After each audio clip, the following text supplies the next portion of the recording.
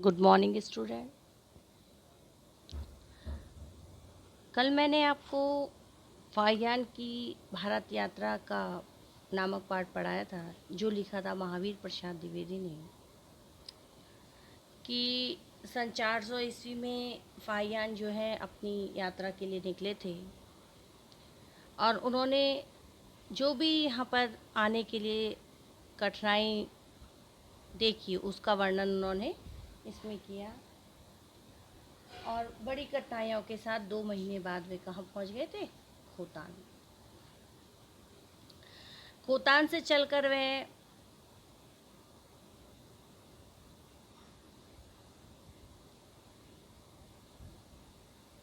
काबुल पहुँचे। काबुल से वे खादगंदार और तक्षशिला पेशावर आए। वहाँ उन्होंने बहुत से बौद्ध स्तूप देखे और आगे चलकर उन्होंने सिंधु नदी पार की। सिंधु नदी पार करने के बाद वे कहाँ पहुँचे? मथुरा पहुँचे। मथुरा का वर्णन करते हुए उन्होंने लिखा कि यह यमुना किनारे पे बसा है और इन किनारों पर 20 संगराम है, यानी कि मठ हैं, और उनमें लगभग 30,000 साधु निवास करते हैं। अब आज हम आगे पाठ पढ़ें। आगे चलकर फाहियान लिखता है, राजपुताने के राजा बौद्ध हैं। दक्षिण की ओर जो देश है वह मध्य प्रदेश कहलाता है। इस देश की जलवायु न बहुत गर्म है न बहुत ठंडी, बर्फ या कोहरे की अधिकता नहीं है। प्रजा सुखी है। लोगों को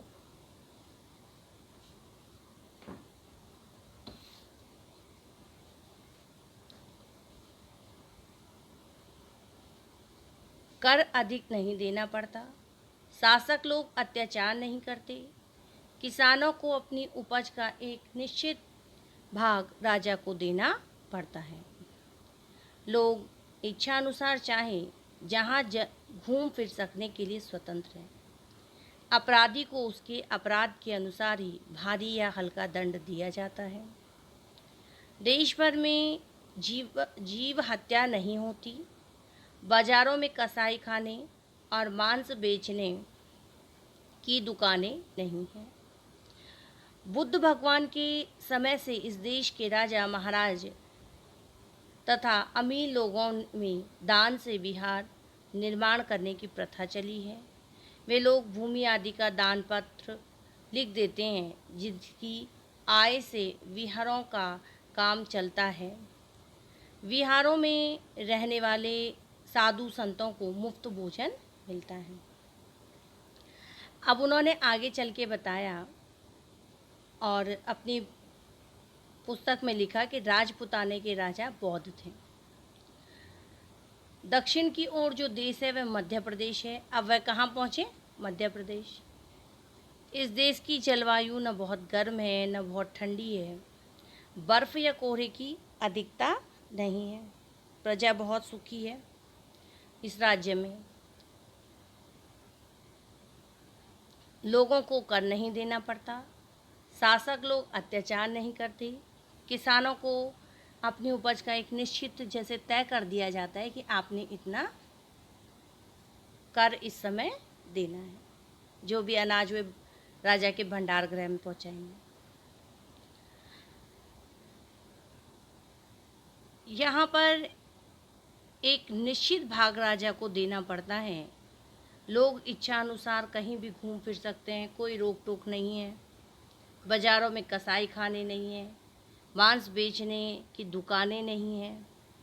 बुद्ध भगवान के समय से इस देश के राजा महाराजा तथा अमीर लोगों ने दान से विहार निर्माण, यानी कि मठों पर दान देते थे और उन्हीं दान के कारण जो है क्या चलता था, वो मठ चलते थे।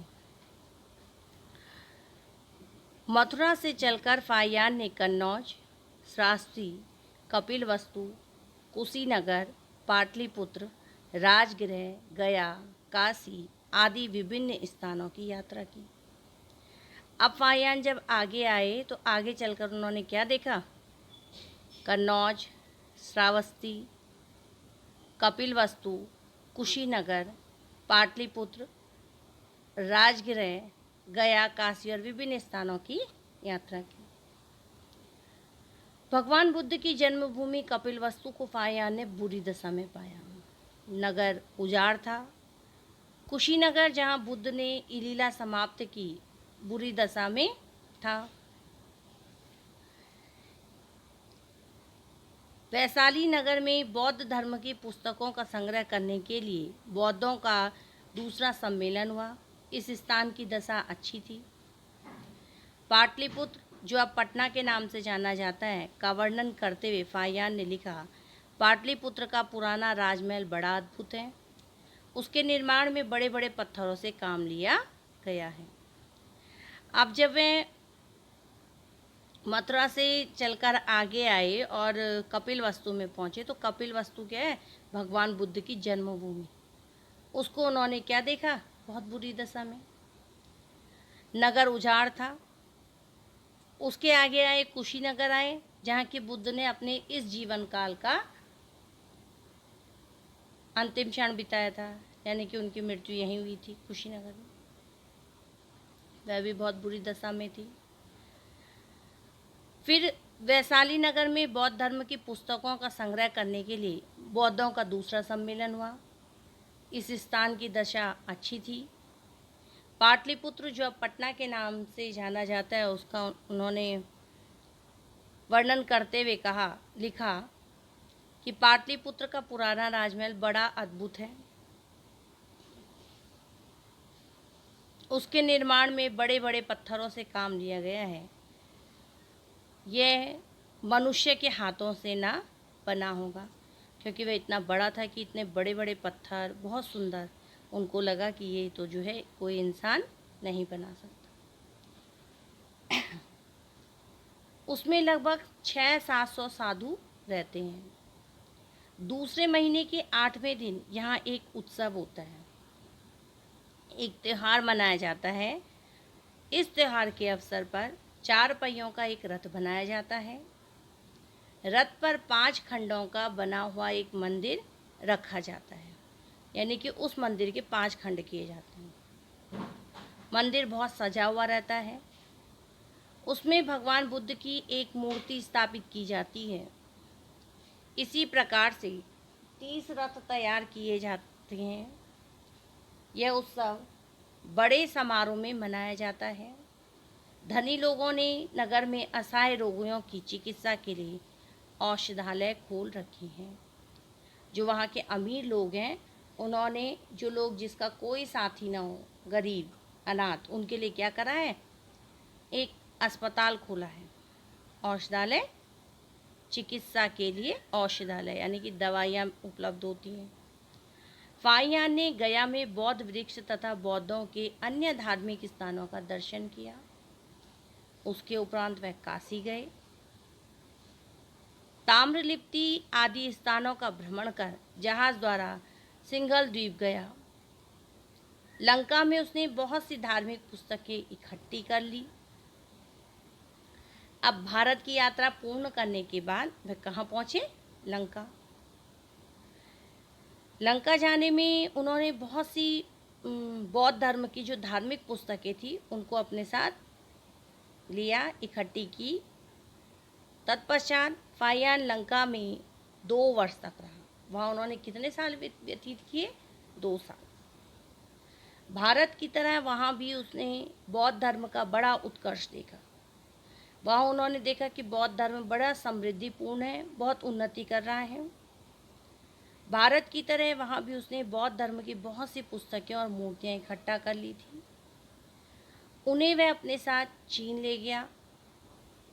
स्वदेश छोड़े फाहियान को बहुत समय हो गया था, इसलिए उसे अपने देश का स्मरण होने लगा।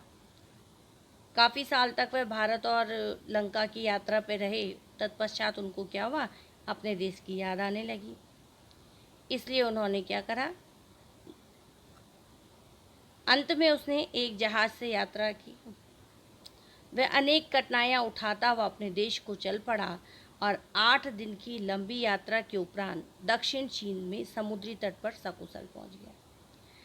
अब वह भारत में जितना भी उन्होंने संग्रह करना था पुस्तक का, मूर्तियों का, बौद्ध धर्म की, वो किया। तत्पश्चात वो लंका गए और लंका में उन्होंने 2 साल व्यतीत किए।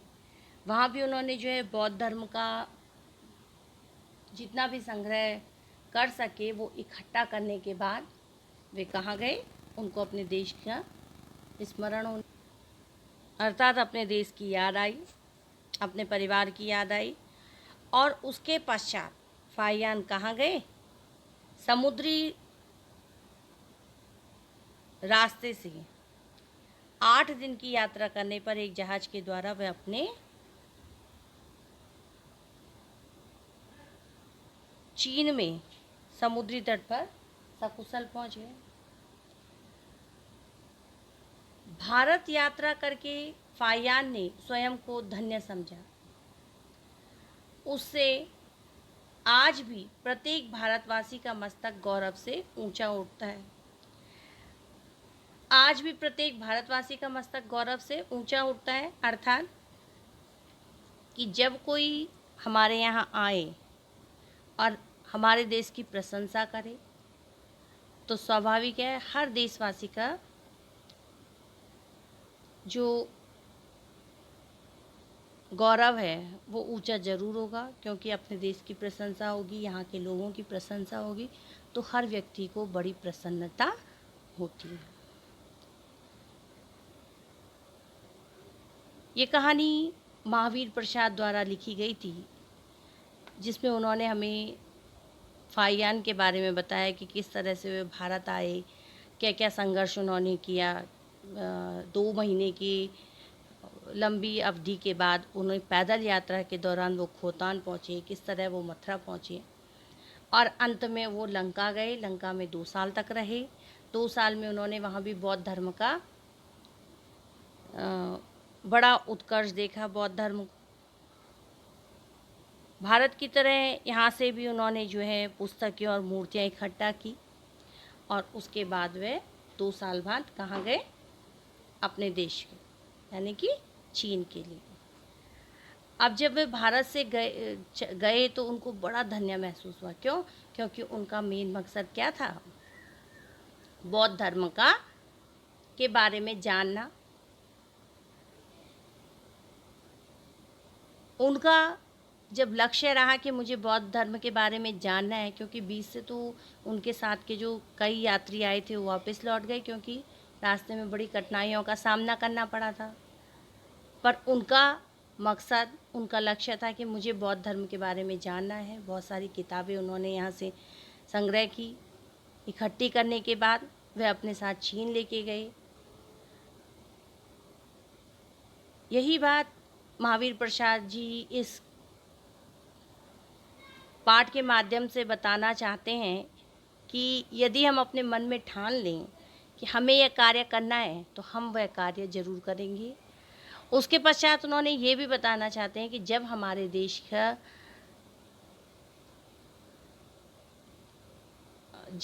देश की यात्रा करने के बाद कोई अपने देश जाके उसकी प्रशंसा करे तो कोई भी हो, किसी भी देश का व्यक्ति हो, उसको बड़ा गौरव महसूस होता है। धन्यवाद।